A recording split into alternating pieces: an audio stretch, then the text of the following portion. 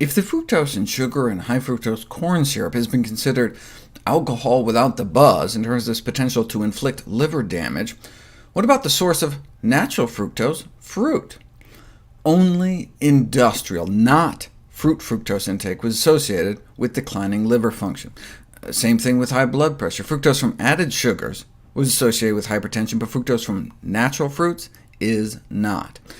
If you compare the effects of a diet restricting fructose from both added sugars and fruit to one just restricting fructose from added sugars, the diet that kept the fruit did better. People lost more weight with the extra fruit present than if all fructose was restricted across the board.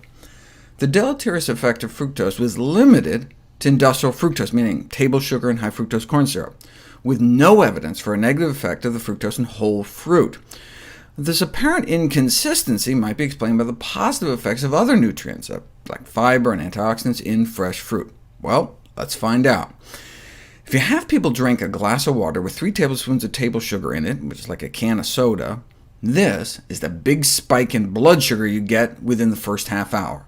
Our body freaks out and releases so much insulin to drive down this spike, we actually overshoot, and 90 minutes in, we're relatively hypoglycemic, dropping our blood sugar below where it was before we drank the sugar.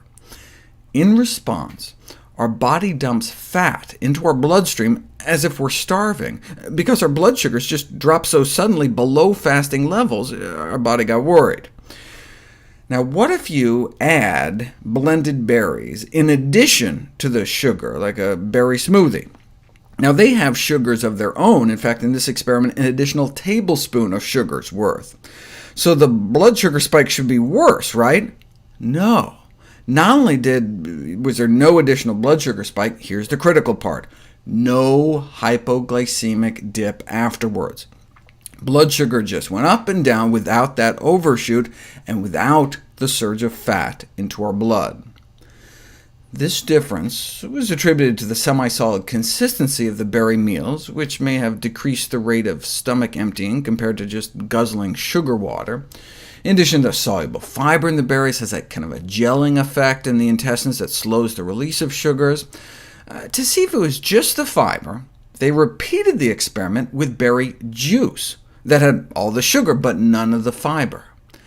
Now, as you can see, there's a kind of a clear difference observed early on in the blood sugar responses. At the 15-minute mark, the blood sugar spike was significantly reduced by the berry meals, but not by the juices.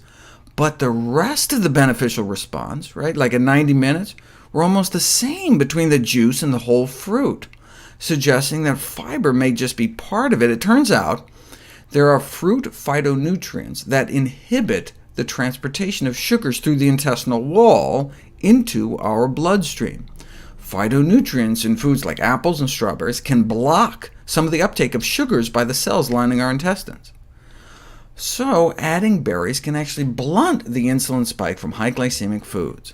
Here's what white bread does to our insulin levels within 2 hours after eating it.